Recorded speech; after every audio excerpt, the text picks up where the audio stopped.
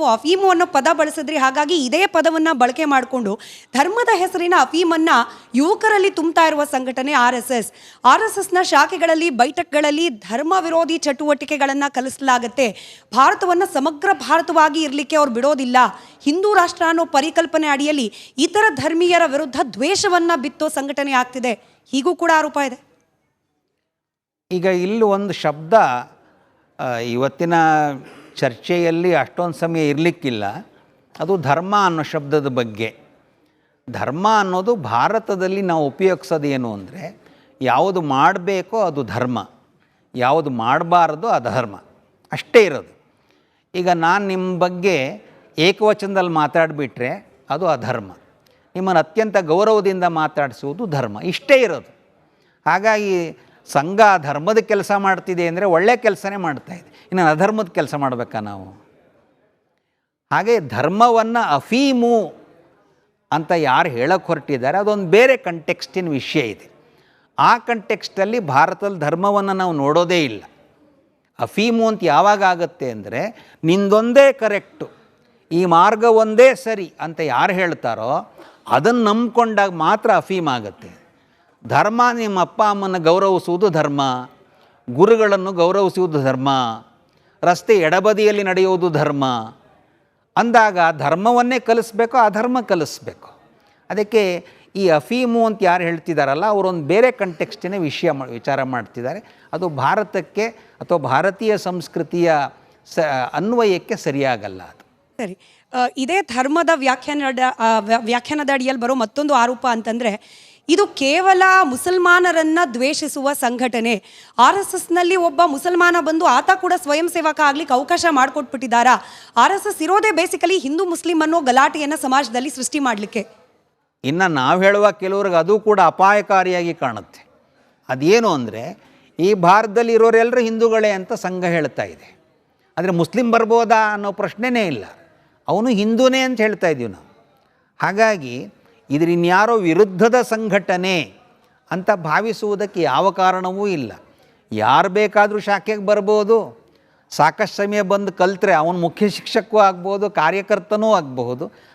ಮುಸಲ್ಮಾನರು ಕಾರ್ಯಕರ್ತರಾಗಿದ್ದೂ ಇದೆ. ಹಾಗಾಗಿ ಈ ಆರೋಪಕ್ಕೇನು ವಿಶೇಷ ಕಾರಣ ಇಲ್ಲ. ಮತ್ತು ಸಂಘದ ಭಾಷಣಗಳು, ಬೌದ್ಧಿಕಗಳು ಪಬ್ಲಿಕ್ ಡೊಮೈನಲ್ಲೇ ಇದೆ. ಎಲ್ಲ ಭಾಷಣಗಳು, ಈಗ ಸರ್ಸಂಘಚಾಲಕರ ಭಾಷಣ ಎಲ್ಲರೂ ಕೇಳೇ ಇರ್ತಾರೆ. ಮತ್ತು ಬೇರೆ ಬೇರೆ ಕಡೆ ವಿಜಯದಶಮಿ ಎಲ್ಲ ಕಡೆ ಉತ್ಸವ ಪಬ್ಲಿಕ್ಕಾಗೇ ಮಾತಾಡಿದ್ದಾರೆ. ಸಂಘದ ಬೌದ್ಧಿಕ ಪಬ್ಲಿಕ್ಕಾಗಿಯೇ ಇದೆ.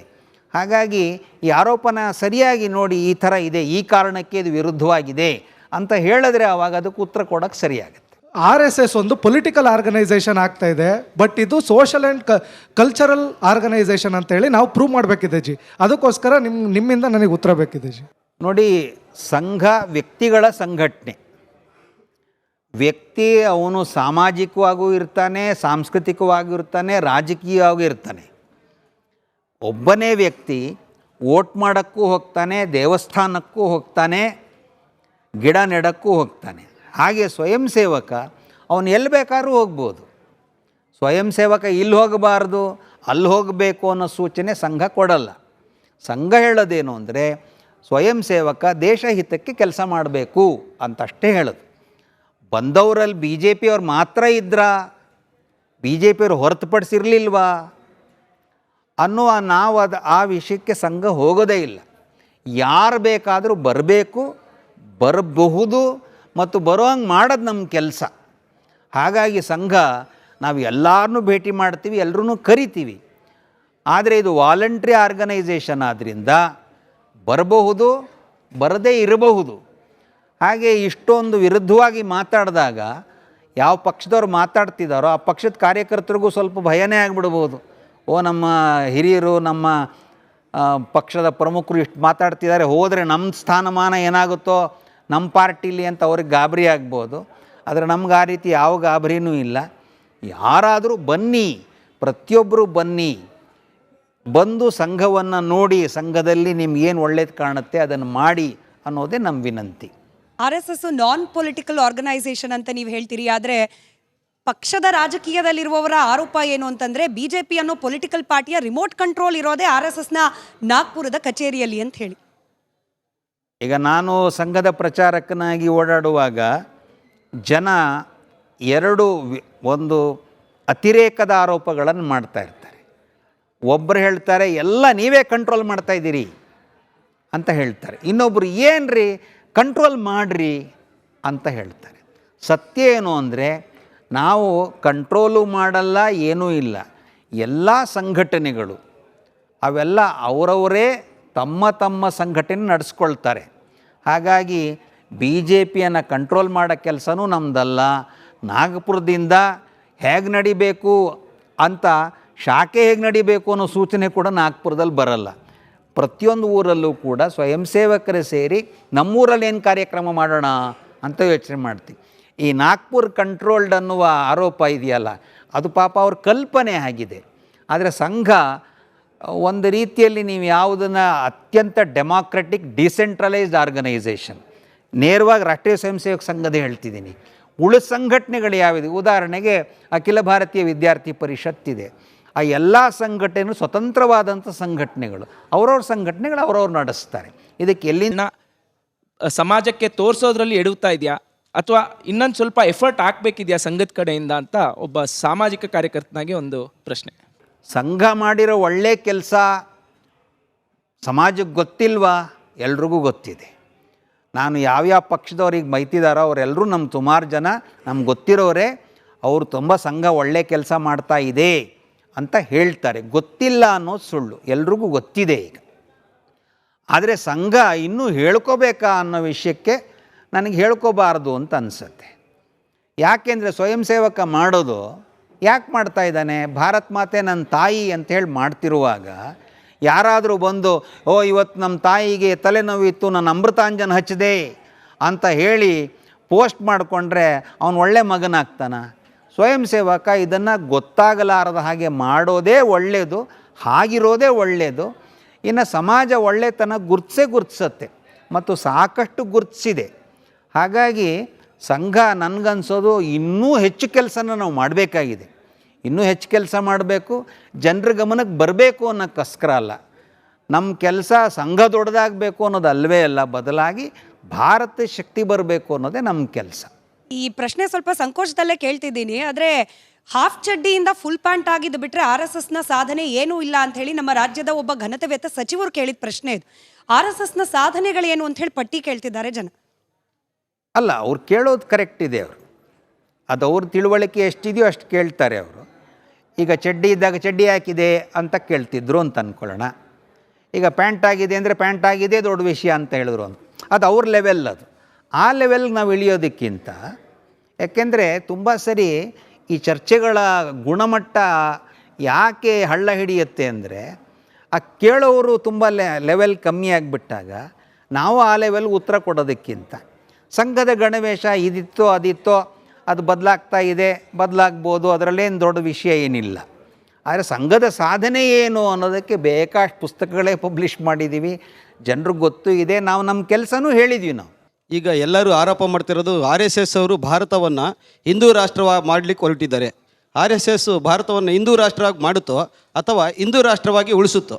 ಅದಕ್ಕೆ ಮೊದಲನೇದಾಗಿ ಇಷ್ಟು ಕಮ್ಮಿ ಸಮಯದಲ್ಲಿ ಹೇಳೋದು ಕಷ್ಟ ಅಂತ ನಾನು ಪ್ರಾರಂಭದಲ್ಲೂ ಹೇಳಿದ್ದೆ. ಭಾರತ ಯಾವಾಗಲೂ ಹಿಂದೂ ರಾಷ್ಟ್ರವಾಗಿಯೇ ಇದೆ. ಹೊಸದಾಗಿ ಇದನ್ನು ಹಿಂದೂ ರಾಷ್ಟ್ರ ಮಾಡುವಂಥ ಉದ್ದೇಶ ನಮ್ಮದೇನಿಲ್ಲ. ಇಲ್ಲಿ ತುಂಬ ಜನಕ್ಕೆ ಪ್ರಾಬ್ಲಮ್ ಬರೋದೇನು ಅಂದರೆ, ಹಿಂದೂ ರಾಷ್ಟ್ರ ಈಸ್ ಹಿಂದೂ ಸ್ಟೇಟ್ ಅಂತ ಅನ್ಕೋತಾರೆ. ಈ ಸ್ಟೇಟ್ ಸೆಕ್ಯುಲರ್ ಸ್ಟೇಟಾಗೇ ಇರುತ್ತೆ. ಆದರೆ ಹಿಂದೂ ರಾಷ್ಟ್ರ ಈ ದೇಶದ ಕ್ಯಾರೆಕ್ಟರ್. ಇದು ರಾಷ್ಟ್ರ ಅನ್ನೋದು ಸಂಸ್ಕೃತಿಗೆ ಸಂಬಂಧಪಟ್ಟಂಥ ವಿಷಯ. ಹಾಗಾಗಿ ಹೊಸದಾಗಿ ಭಾರತವನ್ನು ಹಿಂದೂ ರಾಷ್ಟ್ರ ಮಾಡೋ ಉದ್ದೇಶ ಸಂಘದ್ದೇನೂ ಇಲ್ಲ. ಬಟ್ ಈ ಹಿಂದೂ ರಾಷ್ಟ್ರ ಅಂದ ತಕ್ಷಣ ಸಾಮಾನ್ಯವಾಗಿ ಕೆಲವರ ಕಲ್ಪನೆಯಲ್ಲಿ ಏನು ಬಂದ್ಬಿಡುತ್ತೆ ಅಂದರೆ, ಈ ದೇಶದಿಂದ ಇರುವ ಎಲ್ಲ ಮುಸಲ್ಮಾನರನ್ನ ಹಾಗೆ ಹಿಂದೂಯೇತರ ಇತರೆ ಧರ್ಮೀಯರನ್ನ ಆಚೆ ಹಾಕಿಬಿಡೋದು, ಇಲ್ಲಿ ಕೇವಲ ಹಿಂದೂಗಳಿಗೆ ಮಾತ್ರ ಅವಕಾಶ, ಅಂದರೆ ಇಂಥ ಸಂಕುಚಿತವಾದ ಆಲೋಚನೆ ಕೂಡ ಇದೆ. ಇದೇನಾ ಹಿಂದೂ ರಾಷ್ಟ್ರ ಅಂದರೆ ಅಂತ? ಅಲ್ಲ, ಹಿಂದೂ ಅಂದರೆ ಏನು ಅಂತ ಮೊದಲು ನೋಡ್ಕೋಬೇಕು.